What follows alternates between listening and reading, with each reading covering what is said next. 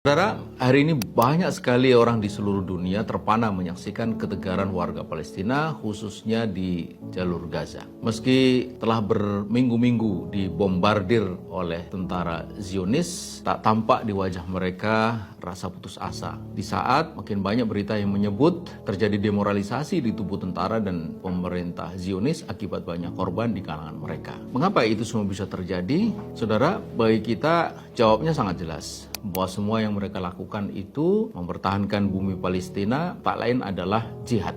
Saudara, bila ada orang yang hendak menjarah harta milik kita, apalagi tanah Palestina yang sangat istimewa, sama sekali tidak boleh dibiarkan. Harus terus dilawan. Itu persis sebagaimana pesan Nabi dalam hadis Sahih riwayat Muslim. Ketika ada waktu itu seorang bertanya kepada Nabi tentang bila ada orang yang hendak merampas hartanya, Nabi menjawab, jangan kau berikan itu kepadanya. Lalu orang itu bertanya lagi, bagaimana jika ia ingin membunuhku? Nabi menjawab, bunuhlah dia. Lalu orang ini bertanya lagi, bagaimana jika ia malah membunuhku?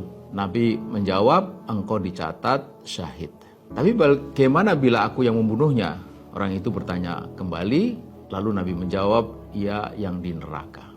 Nah saudara, jihad adalah sebuah amal yang sangat mulia. Kemuliaannya sangat besar. Seorang mujahid yang sedang berjihad digambarkan dengan sangat dramatis kemuliaan oleh baginda Rasulullah SAW dalam hadis Sahih riwayat Bukhari Muslim. Kata Nabi, perumpamaan seorang mujahid fisabilillah adalah seperti orang yang berpuasa, yang mendirikan sholat lagi lama membaca ayat-ayat Allah. Dan dia tidak berhenti dari puasa dan sholatnya sehingga seorang mujahid fisabilillah itu pulang.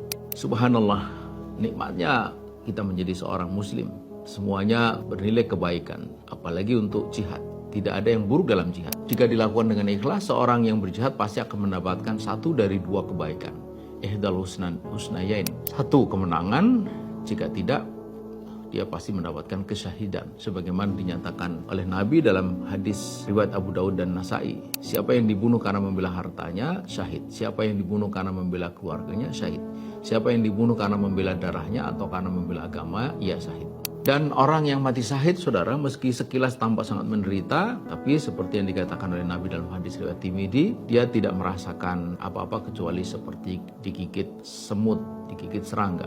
Dan kematian sebagai seorang syuhada, kata Nabi, adalah setinggi-tinggi derajat kematian. Asroful mauti mautu syuhada. Sebegitu tingginya derajat itu hingga orang yang mati syahid berulang-ulang ingin mati syahid lagi. Seperti disebut dalam hadis Sahih riwayat Bukhari Muslim. Tidak ada orang yang masuk surga yang menginginkan kembali ke dunia padahal dia telah memiliki segala sesuatu yang ada di dunia, kecuali orang yang mati syahid. Dia bercita-cita untuk kembali ke dunia, kemudian dibunuh berulang sampai 10 kali setelah ia melihat besarnya kemuliaan mati syahid. Saudara, di jalur Gaza memang tidak semua yang meninggal itu dalam keadaan dirinya berperang langsung melawan musuh. Meski begitu, seperti dikatakan oleh Nabi, mereka yang meninggal karena terbakar dan tertimpa runtuhan bangunan tetap disebut syahid.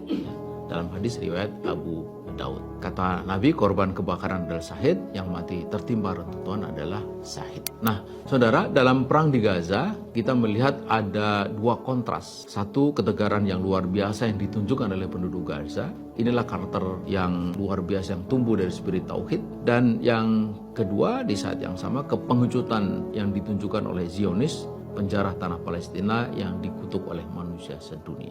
Nah saudara, dulu untuk memaparkan materi ini sering diidentikan dengan terorisme dan ekstremisme. Tapi sekarang semua melihat bahwa ajaran Islam tentang jihad dan syahidlah yang membuat penduduk Palestina, penduduk Gaza khususnya bisa kuat dan menginspirasi kita. Ya. Subhanallah.